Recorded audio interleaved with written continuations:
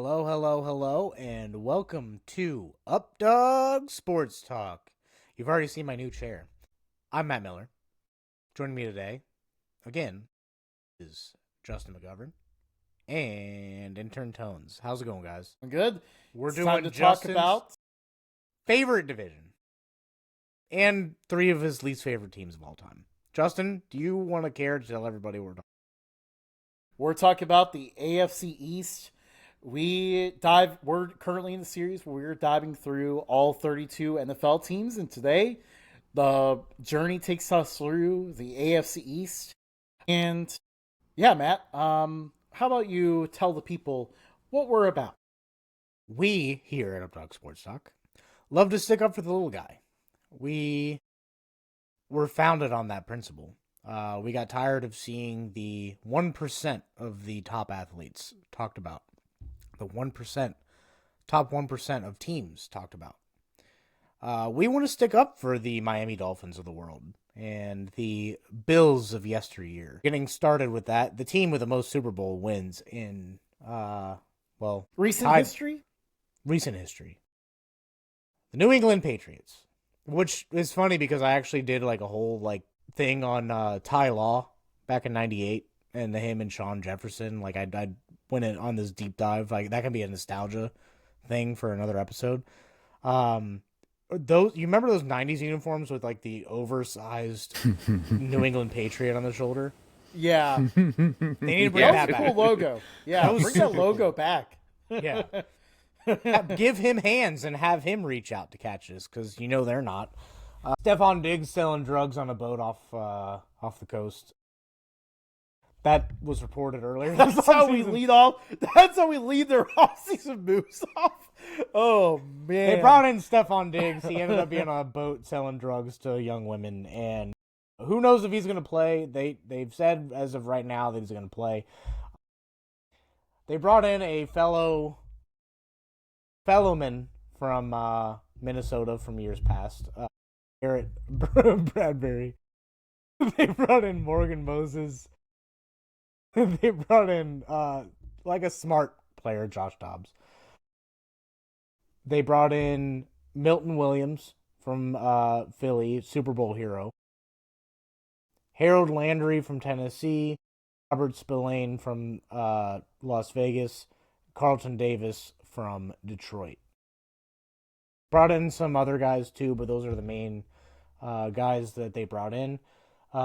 Travion Williams, the professor. Sad to see him leave Cincinnati, but he is here also. Where I want to talk about this team is 2025 NFL Draft. And I'm going to rewind this 1 year. They got their quarterback in Drake May. Now we can fast forward back to this year. They drafted Will Campbell, so they now have now 4 first round offensive linemen. They just don't have any receivers.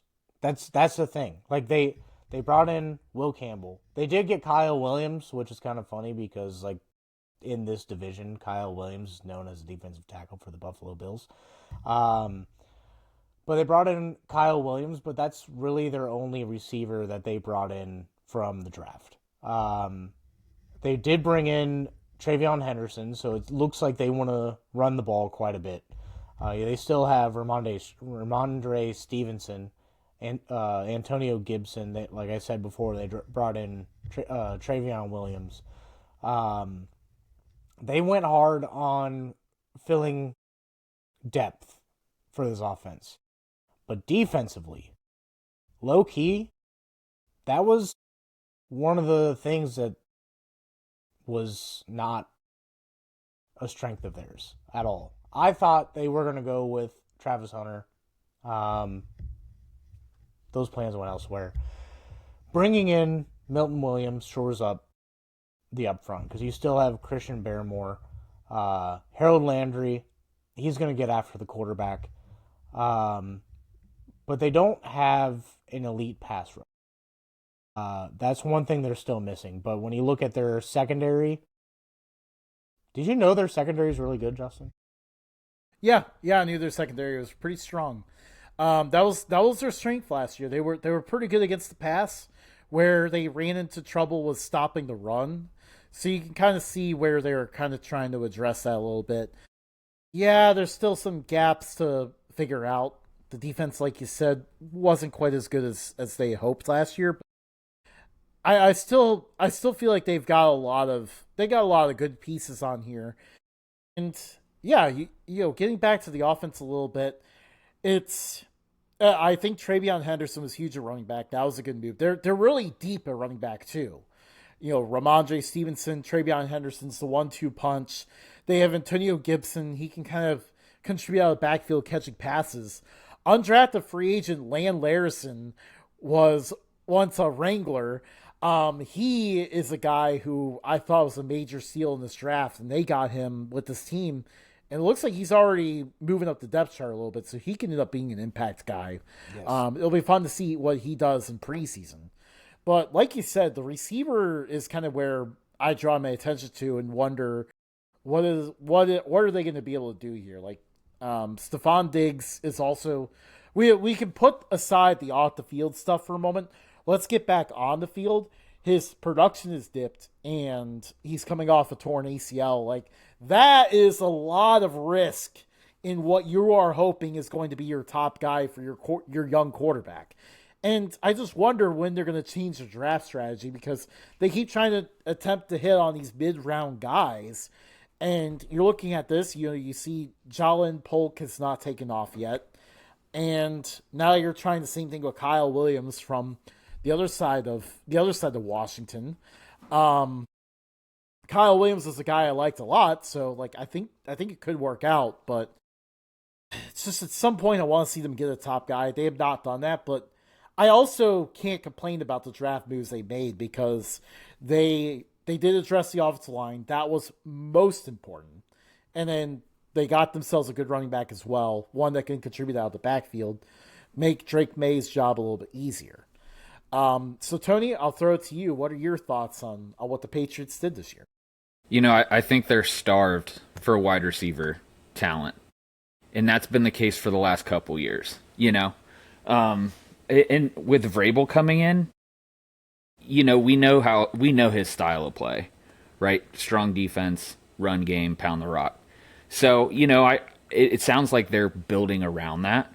That with as deep of a running back field, I'm blanking on the word. Crew? Their crew? Their running back room. We used all the terms of that one there. Gosh. Eventually we made our way. They still have some guys with gas in the tank. Ramondre Stevenson, he's been pretty solid. He could maybe pop off this year a little bit. I don't know. What I want to see them, I just pulled up the list of wide receivers that are out there. Keenan Allen is free. You can bring him in. Amari Cooper, you can bring him in. He didn't really do a whole lot in Buffalo, but, you can at least get your corners ready for what Buffalo has. Gabe Davis is still out there. He's a name that has come up now a few shows. Nelson Aguilar, say what you want about him. He still gets NFL contracts, so he can play his way onto this team, especially with what they got. DJ Chark, Tyler Boyd, there's still quite a few names out there. Wait, is this? Yeah, this is this year. We're good. Boyd could be a good move for him. Yeah, if they don't address the wide receiver room, which I don't know what Robert Kraft's deal is with not paying receivers. Like, you bring in one guy. Ooh. But, I don't think, outside of Randy Moss and Tim Brown, I don't think they have had great receivers. Nothing to write home about, Even tight ends, you have Hunter Henry, but now you have Austin Hooper, too. And, Austin Hooper, I wouldn't consider to be the same as Jonnu Smith that they had a couple years ago. They had a good tight end duo. It looked like this team was going to be pretty good. You can see what they're trying to do to bring it all back, and they did have to tear it down to the studs. They have, I don't think they should have moved on from, who was their coach last year? Mayo? Yeah. I don't think they should have moved on from Gerard Mayo, but bringing in Mike Vrabel, I didn't really understand the point of that. Like, why did you do this whole thing, firing Bill Belichick, promoting this guy because you thought he was promising, and then you only give him 1 year? What are we doing?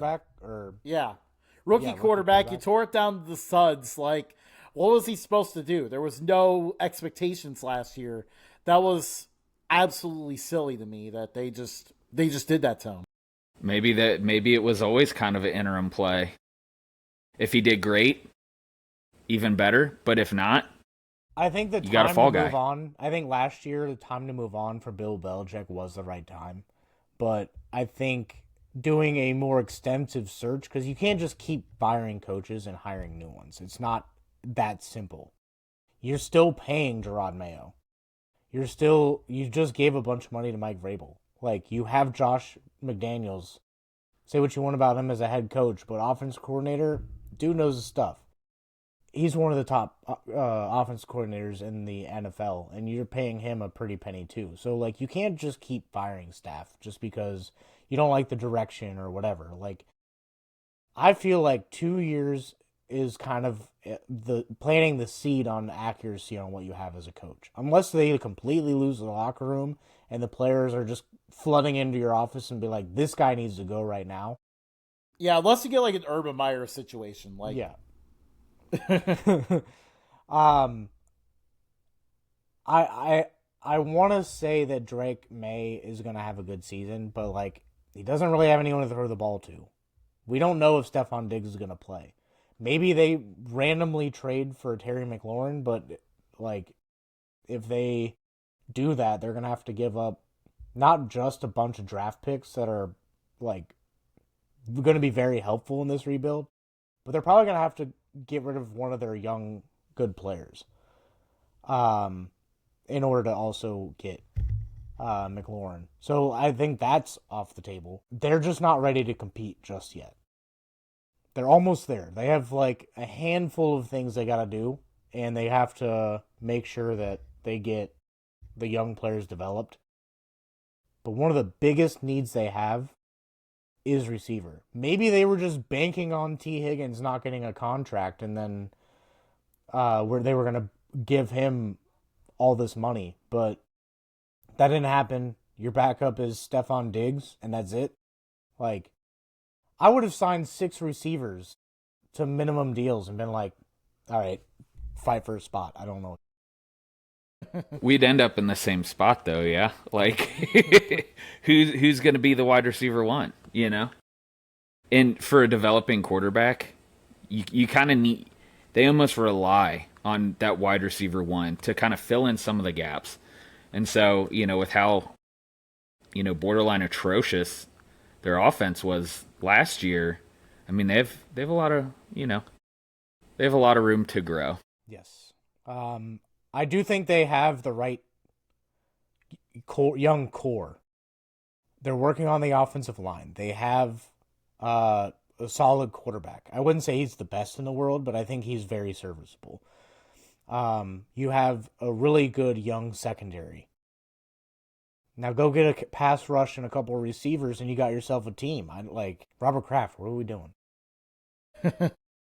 There's a reason why you picked 4th in last year's draft, and more than likely can probably say that you're probably going to be picking somewhere around 1 to 12. Like, subscribe, follow us. At Updog Sports Talk everywhere. Tell your friends about us. We don't just do football. Right now we're doing NFL. Justin is spearheading the college football campaign. And Intern Tones and I will be coming up with a plan to implement MLS coverage as the season winds down and getting into probably one of the more interesting parts of the season. So a lot coming up this fall. Right now we're just recording and posting. So for the next like month or so, Until both seasons starts, we're probably going to be just daily posting videos, getting teams out there for people to hear about. We'll be live this fall, so we'll catch you then. See you guys.